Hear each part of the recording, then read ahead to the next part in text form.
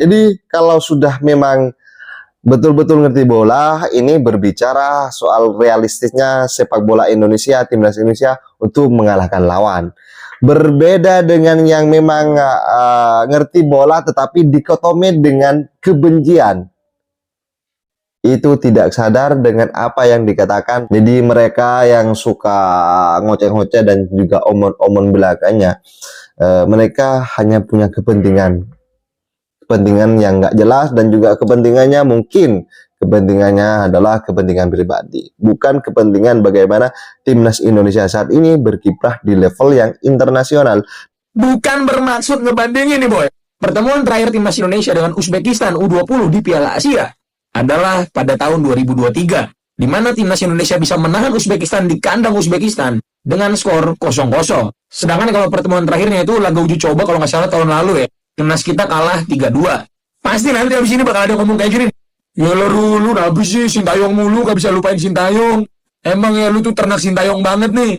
Kentang balado, nih gua kasih tau sama lu nih. Satu-satunya cara ya buat gua, kalian semua ya, para fans timnas yang waras, itu bisa lupain Sintayong ya. Segala prestasi yang udah dia kasih adalah berikan prestasi yang lebih dari dia. Itu doang caranya boy. Kalau misalnya enggak, ya downgrade dong. Terus nanti bakal ada ngomong kayak gini pasti. Iyalah, itu kan udah beda zaman. Uzbekistan pasti lebih jago yang sekarang lah. Orang bisa ngalahin Inggris. Buat lo yang nggak tahu ya, waktu Uzbekistan ditahan imbang 0-0 sama Indonesia di kandang sendiri, itu lain apa kayak gini boy. Ada si Kodir ya, pemain City. Abosbek Faizulayev. Ini adalah salah satu dari golden generation-nya Uzbekistan boy. Dimana rata-rata dari mereka sekarang menjadi tulang punggung timnas senior Uzbekistan. Dan ajaibnya, Sintayong bisa menahan imbang Uzbekistan dengan full pemain lokal. Yang mereka semua kemarin main di turnamen Mortal Kombat Piala AFF 2024.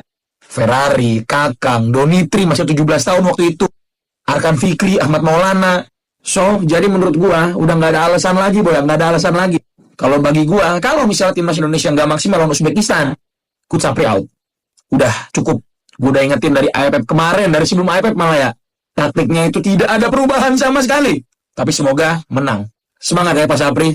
Terima kasih sudah jangan lupa di-follow untuk video selanjutnya. Bye. Gua kecewa sama Indra Safri. Kenapa kecewa?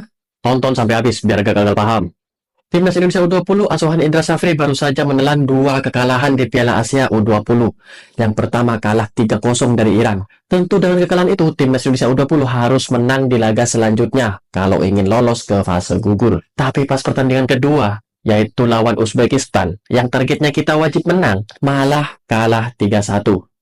Yang bikin kecewa apa? Nah, ini. Gua kecewa ya karena gua curiga Indra Safri masih merahasiakan strateginya. Itu. Jangan-jangan dia masih menyimpan strateginya untuk laga terakhirnya, yaitu lawan Yaman. Ya, syukur-syukur lawan Yaman beliau benar-benar mengeluarkan taktik terbaiknya. Semoga saja ya. Takutnya masih disimpan lagi. Kreativitas no. Sementara Erik Thohir panggil Gerald van den Burg dan nanti Dirtek untuk menerapkan filosofi yang sama. Filosofi kita itu bukan bertahan, tapi menguasai bola lah, menyerang lah. Terlalu bertahan, sama kayak sebelumnya coach yang bertahan, gue nggak bilang nggak cocok dengan filosofi kita. Maka dari itu sudah layaknya diganti. Jangan bilang ya, besok gue akan bikin video The Boy tentang timnas U20 dan gue sangat kecewa dan gue akan propose untuk diganti. Indra Safri diganti akan gue bilang. Oke. Tugas Indra Safri selesai. Hasrat lolos ke semifinal Piala Asia U20 untuk meraih tiket ke Piala Dunia tinggal mimpi. Timnas Indonesia U20 harus angkat koper lebih cepat setelah kalah 1-3 melawan Uzbekistan di Shenzhen Youth Football Training Base Center Stadium, Cina. Sebelumnya di laga pembuka grup C kalah 0-3 dari Iran. Sik cah, aku ki kaya pernah weruh angka 13 tapi ning endi ngono lho. Angka 13 ki ning endi sapa ya? Nek rasa lagi ning sing duwe iki wong iki cangkeme cocote iki lamis, cocote iki ploh modal cangkeman tok dek wong ini rasa lah lho angka 13 iki. Tapi sapa? Pokoke gableh cangkeme. Kuwi sing duwe nomor angka 13 kuwi lho. Sapa ya? Oh iya wonge dek iki pernah komen. Wonge sing duwe angka 13 iki dek iki pernah komen jarine kalah postur keduren, padahal menurutku ya pas lawan Uzbekistan iki posture iki padha iki. Iki sing salah ki sapa janjane iki? Iki tanggal piro cah? Sing kok saiki iki tanggal piro? Aku ki bingung janjane iki. Oh alah, iki tanggal 16. Tanggal 16 saiki udah tanggal 13. Indra Sapri out, udahlah, udah gak ada kesempatan lagi, udah gak ada alasan lagi, udah gak ada yang bisa diharapin lagi. Maksudnya tuh target yang diberikan PSSI pun jauh dari kata tercapai. Jadi ya apa yang mau diharapin, udahlah kasih kesempatan pelatih lain buat melatih. Indra Sapri nih kalau mau coba latih Vietnam atau Malaysia itu mereka masih butuh piala AFF. Aduh capek anjir. Ini TC 1 tahun nih nggak ada impactnya anjir. Bukannya apa strateginya makin mateng malah makin amburadul. Maksudnya itu kan ini TC yang dari tahun kemarin ini udah 1 tahun nih, udah mau 12 bulan. TC itu lawannya itu bukan Semen Padang, bukan Semen Padang, bukan klub-klub Liga 1, bukan. Itu lawannya itu sekelas piala yang main di Piala Asia kayak apa tim kuat Eropa kayak Romania, terus mana lagi Itali dulu tuh, terus lawan Korea Selatan juga, lawan Argentina. Pokoknya klub ke TC kemarin yang udah dijalani selama 1 tahun oleh Indra Sapri dan geng itu lawannya tim-tim yang top pokoknya. Itu harusnya bisa kita tuh belajar di sana matengin taktik, tapi kan kebukti aja sekarang nih lawan Uzbekistan yang kemarin alasannya lawan Iran pemain kita pendek, sekarang melawan Uzbekistan yang pemainnya Uzbekistan pendek, kita tetap kebobolan di bola atas. Udahlah anjir, udah gak ada harapan Bung Indra. Ya, untuk kita semua, timnas U20 kita tumbang dari Uzbekistan dengan 3-1. Sempat di babak pertama kita bermain memberikan perlawanan dan oke lah, ya sempat kita bisa memberikan harapan ketika Jens Raven mampu menyamakan kedudukan hanya berselisih 2 menit di saat gawang Ikram dibobol oleh Orin Bayev. Tapi di babak kedua, setelah Raven bisa membuat gol penyama itu, kita tidak mampu untuk bangkit dan memenangkan laga. Karena dalam pertandingan melawan Uzbek, teman-teman, pasti tahu semua, kita harus menang. Ya, kalau imbang pun akan sulit bagi kita. Karena Iran sudah memastikan lolos, saya pikir ya, ke babak selanjutnya dengan 6 poin mereka, menang untuk kedua kali. Setelah Iran mengalahkan Indonesia 3-0, mereka memukul Yaman, tidak tanggung-tanggung, 6-0. Maka mereka memasukkan 9 kemasukan kosong. Dan kekalahan Indonesia, tim asuhan Indra Sapri ini, membuat kita angkat kopor. Tidak ada lagi peluang untuk bisa maju ke babak selanjutnya. Ini 2 kali kalah. Ya, kekalahan kedua dari Uzbek dengan 3-1 ini membuat kita melawan Yaman pun pertandingan terakhir tanggal 19 seakan tidak berarti apa-apa. Jadi sangat disayangkan. Ya, ada 2 gol di babak kedua yang lahir dari Kaidarov dan juga ada pemain mereka yang membuat gol juga Sulis Danayev yang bisa membuat gawang bagi Ikram bobol, ya. Sainu Drayalev ini yang menamatkan perlawanan kita, dan Donity dan kawan-kawan tidak bisa berbuat apa-apa.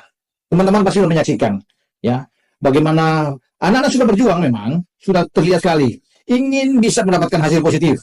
Ya, apalagi gol penyama kita kan itu berawal dari gerakan yang bagus dari Marcelinus Omaola dan memberikan umpan dan selesaikan dalam kotak penalti oleh Jens Raven. Ini bagus, perubahan sudah dilakukan oleh Indra Sapri.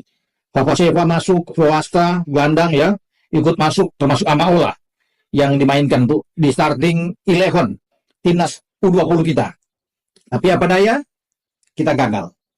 Apapun itu, ya, ini adalah kekalahan yang menyakitkan tentunya. Harapan dan impian dari Indra Sapri untuk bisa lolos ke Piala Dunia, Buya. Jangankan untuk ke Piala Dunia, untuk ke semifinal. Untuk lolos dari fase grup aja sudah habis dengan kekalahan ini. Tidak ada peluang sama sekali, sudah tertutup. Anak-anak sudah berkemas. Pulang. Ya. Hanya akan menyelesaikan pertandingan melawan Yaman. Belum tentu juga kita akan menang, teman-teman ya. Pasti ada tekanan mental ketika kita menerima kekalahan ini, ya. Lewat sebuah perjuangan yang luar biasa sudah diperlihatkan, tapi toh akhirnya kita tidak mampu menang. Dan saya sudah bilang, Iran dan Uzbek adalah 2 tim yang kuat. Apalagi Uzbek adalah juara bertahan. Tapi bersyukur teman-teman ya, masih boleh tersenyum karena ada gol dari Jens Raven, striker kita yang kita banggakan. Tapi hasilnya mengenaskan. Kita out dari Piala Asia U20. Ya, dan hanya pertandingan ya basa-basi aja boleh saya katakan menghadapi Yaman nantinya, termasuk dengan Yaman Yaman 2 kali kalah juga, sebelumnya kalah 1-0 dari Uzbek dan akhirnya dihajar habis oleh Iran. Dan ini harus dievaluasi dari PSSI terhadap kinerja coach pelatih Indra Safri. Tidak boleh didiamin begitu saja, ya. Indra Safri dan tim kepelatihan lainnya harus ada evaluasi yang khusus, ya. Indra Safri juga sebagai pelatih harus berani ngomong bahwa saya bertanggung jawab untuk kekalahan ini. Itu perlu. Dan saya siap untuk dipecat. Kalaupun ada pengambilan keputusan bahwa saya harus lengser, saya siap menghadapi itu. Itu kita tunggu. Apakah Indra Safri berani untuk ngomong seperti ini. Dan ya Pak Ketua Umum, Pak Erik juga harus tegas. Ya kalau STY dievaluasi, ya Indra Safri juga harus dievaluasi, ya. Tidak boleh pandang bulu. Tim kepelatihan itu harus dilihat lagi. Karena ini tim yang sudah dipersiapkan lama. U20 ini sudah ikut pemusatan latihan ya ke luar negeri dan mainnya seperti ini. Ya, tidak ada perkembangan signifikan yang terjadi. Dan itu sudah terlihat di Mandiri U20 Challenge Series di Jawa Timur kan. Kita kalah bahkan dari Yordania dan dari Suriah, hanya menang dari tim lemah India. Di sini kelihatan sekali bahwa ini tim tidak akan mungkin berbuat banyak ketika bertanding di grup yang keras di mana ada Iran dan ada Uzbekistan bersama Yaman. Ini perlu 2 pertandingan, teman-teman. Masih ada 3 pertandingan yang terakhir, walaupun saya bilang tadi ini pertandingan basa-basi, pertandingan penghibur aja dengan Yaman.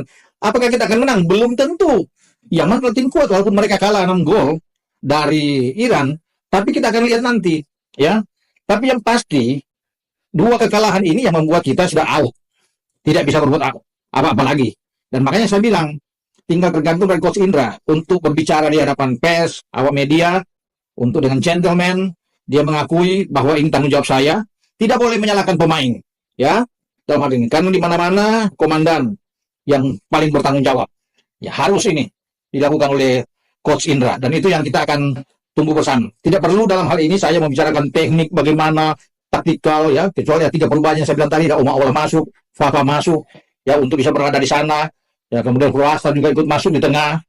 Tapi apapun yang harus dikatakan bahwa hasil akhir ini, bahwa kita tidak bisa bikin apa-apa.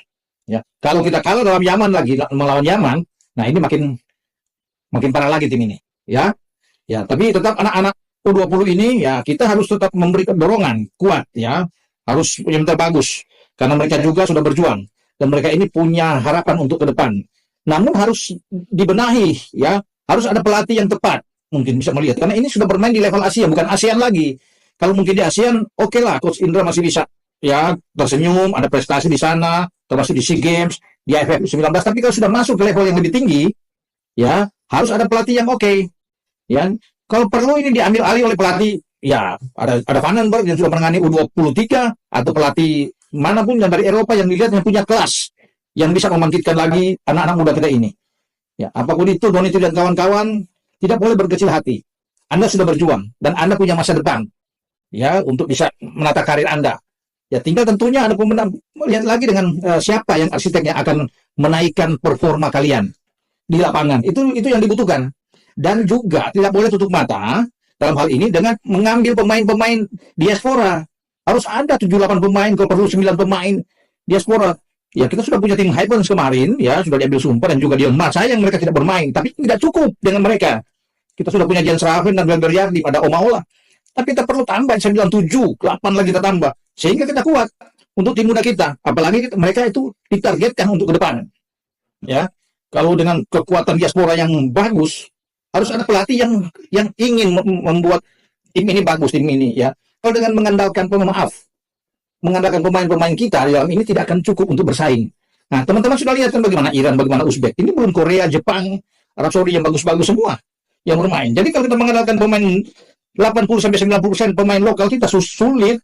Dengan hanya pemain-pemain diaspora cuma 2-3 orang, berat. Itu saya bilang tadi, perlu 8-9 orang di sana agar kita kuat. Dan kita akan tunggu nantinya bagaimana perkembangan tim U20 nanti dan juga pernyataan resmi dari Coach Indra. Ciao. Setelah Timnas Indonesia U20 babak belur di Piala Asia U20 tahun 2025 di Cina, Ketua Umum PSSI, Erick Thohir, memberikan sebuah pandangan terkait hasil anak asuh Indra Syafri selepas laga menghadapi Uzbekistan. 2 kali pertandingan kebobolan 6 gol dan memasukkan 1 gol, membuat Timnas Indonesia U20 harus angkat kaki dari turnamen kali ini. Erick Thohir melalui media sosial resminya setelah pertandingan kedua mengatakan bahwa Turnamen ini adalah sebuah pelajaran berharga untuk timnas U20 dari juara bertahan Piala Asia U20, Uzbekistan. Di samping itu, Erick Thohir juga menegaskan bahwa program timnas U20 akan terus dijaga dan dilanjutkan untuk menjaga regenerasi timnas senior. Namun, evaluasi resmi kinerja Coach Indra Syafri belum dijelaskan secara resmi oleh Federasi Sepak Bola Indonesia. Partai terakhir lawan Yaman adalah kunci dari masa depan Coach Indra Syafri berlanjut ataukah kehilangan kursi pelatih timnas Indonesia U20. Salah satu komentar yang paling mengejutkan datang dari mantan pelatih timnas Indonesia Shin Tae-yong yang pernah membangun fondasi tim muda Indonesia sebelum tongkat estafet kepelatihan diberikan kepada Indra Syafri.